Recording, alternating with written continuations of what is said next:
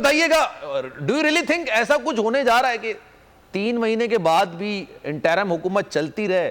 کچھ اس طرح کی چیزیں ہیں خبریں, کیونکہ جس سے بھی بات کرے یا جو بھی آرٹیکلز ہم دیکھتے ہیں یا جو بھی انسائیڈر نیوز ہم دیکھتے ہیں, وہ اشارہ اسی طرف کر رہی ہوتی ہے. جیسے پنجاب اور کے پی میں انتخابات نہیں ہوں گے, یہ بات آپ کو بھی پتا تھی, میجورٹی لوگوں کو پتا تھی, لوگ بات بھی کرتے تھے, لیکن کوئی اوپنلی اس چیز کو اون نہیں کرتا تھا. تو سر اس دفعہ بھی معاملہ کچھ ایسا ہی ہے؟ پر میں اتنا قیاس آرائی کی ضرورت نہیں ہے. پہلے مرحلے پہ تو ظاہر ہے کہ آئین کے مطابق جو چیزیں ہونی چاہیے اسی کی توقع بھی رکھنی چاہیے. باقی جو ہے وہ کانسپریسی تھیوری ہے.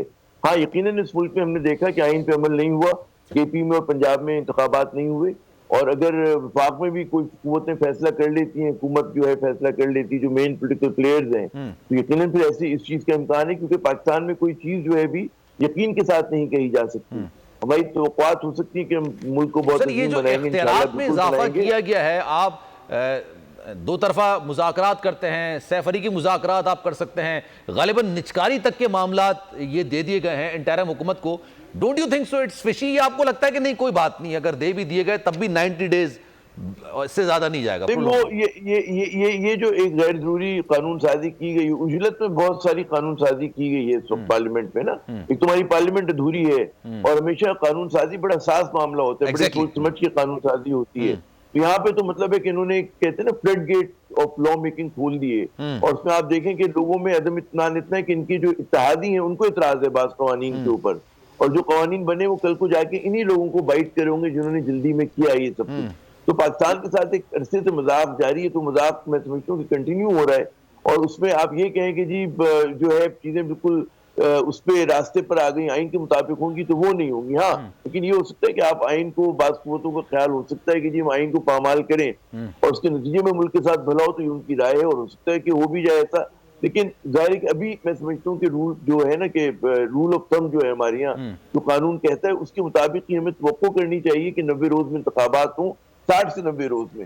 اور اس میں کوئی ایسی میرے خیال میں بڑا ہمارے سامنے مسئلہ نہیں ہے. اگر دہشت گردی کا فریق ہے تو 2008 کے الیکشن میں اس سے بڑا مسئلہ تھا, 2013 کے الیکشن میں بہت بڑا مسئلہ تھا ٹیررزم کا, اس پوری وار آن ٹیرر پوری اس پہ لڑی جا رہی تھی, جوبن پہ تھی. 2002 میں بہت زیادہ دہشت گردی ہو رہی تھی ملک میں. تو دہشت گردی وہ ایشو نہیں ہو سکتی, ملک کی غربت بھی وہ ایشو نہیں ہو سکتی کہ آپ کہیں جی انتخابات نہیں ہوں گے. آپ سینسس کو بہانہ بنا سکتے ہیں, لیکن اگر وہ پینڈورا باکس کھول دیا تو اس کا کہیں بھی چیزیں جا سکتی ہیں. تو میرے خیال میں جو بڑی پولیٹیکل پارٹیز ہیں, پاکستان پیپلز پارٹی کی شدید خواہش ہے کہ انتخابات ہوں. سینسس پہ تو غالباً سر میرے خیال سے ڈھکے چھپے انداز میں ایگری ہو گیا تمام سیاسی, اختلافات کہہ تو رہے ہیں لیکن انسائیڈر ہو چکا ہے کہ یہ پرانے 2017. جی, تو اگر ایک سینسس ہی وہ بہانہ بن سکتا ہے, اگر سینسس پہ ایگری ہو گیا جیسے کہ آپ فرما رہے ہیں, تو میرے خیال میں پھر اتنا ہمیں شک شبہ نہیں کرنا چاہیے, اور انتخابات کی توقع کرنی چاہیے کہ وقت پر ہو جائیں. اور وہی میرے خیال میں پاکستان, کیونکہ جو بھی آپ کو ریفارم کرنے, معیشت کو ٹھیک کرنا ہے, اور ایک اور بات بہت ضروری ہے کہ سول اور ملٹری جو ریلیشن شپ ہے وہ ایکسیلنٹ رہنا چاہیے. جب تک یہ دونوں مطلب فورسز ایک دوسرے کے ساتھ نہیں چلیں گی, ایک ڈائریکشن میں نہیں چلیں گی, ملک آگے نہیں بڑھے گا. ہمارے یہاں بدقسمتی سے ہر کچھ سال کے بعد ایک تناؤ اور ایک کھچاؤ آ جاتا ہے سیونین لیڈرشپ میں اور ملٹری لیڈرشپ میں. ہم نے بارہا دیکھا, پی ایم ایل نون کے ساتھ 3-4 بار ہوا, جو زرداری صاحب کی حکومت تھی اس میں ایک بڑے ڈسٹرینڈ قسم کے تعلقات تھے لوگوں کے, بڑے اس میں وہ تھا کہ وہ تھی کیا کھچاؤ تھا بہت زیادہ. تو پھر ہم نے پی ٹی آئی کے ساتھ میمو گیٹ کے بعد زیادہ ہو گیا تھا جی, اور پی ٹی آئی کے ساتھ آپ دیکھیں کہ بڑا ایک زمانے میں اچھے ایک پیج پہ تھے اور عرصے تک ایک پیج پہ رہے. تو اسی طرح کے پیج پہ رہنا چاہیے کوئی بھی سیاسی قوت ہو, اس کو ملٹری لیڈرشپ کے ساتھ. اور دائرے کے فوج ایک منظم ادارہ ہے, اس سے مطلب ہے کہ کہتے ہیں نا کہ اس کا ایک رول بنتا ہے پاکستان جیسی ریاست میں.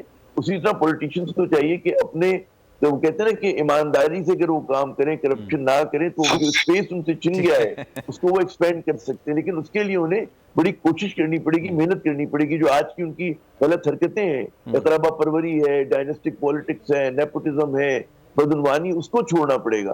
اور وہ چھوڑنا جو ہے بڑا مشکل ہے. وہ کہتے ہیں کہ بڑی, وہ کہتے ہیں کافر منہ سے لگی ہوئی ہے, تو کیسے چھوڑیں اس کو.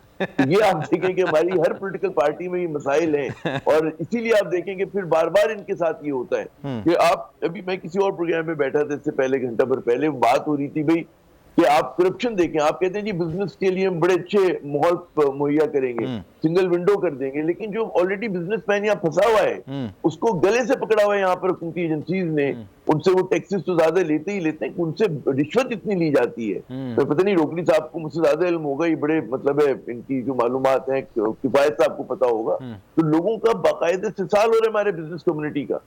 اور لیکن ظاہر ہے آپ کہہ رہے ہیں کہ جی ان کو ون ونڈو کریں گے تو باقیوں نے کیا قصور کیا, ان کے لیے بھی پھر فیسیلیٹیٹ کریں, راتوں رات آپ قوانین بدل دیتے ہیں. ڈیجیٹل لون اسکیم, عوام کو قرضوں کے جال میں پھنسا کر لوٹنے والے بھیڑیے بے نقاب. بول کی کاوشیں بارآور ثابت ہو گئیں, آن لائن قرض مافیا کے گرد گھیرا تنگ ہو گیا ہے. بول نے دیا اپنے عوام کا ساتھ, اٹھائی اس اسکیم کے خلاف آواز. بول کی ڈیجیٹل لون اسکیم کے خلاف آگاہی مہم کی سب سے بڑی ٹرانسمیشن 59% عوام نے دیکھی اپنی اسکرین پر, کیونکہ بول ہے پاکستان کا نمبر 1 نیوز چینل. سبسکرائب کریں اور بیل دبائیں تاکہ کوئی خبر رہ نہ جائے.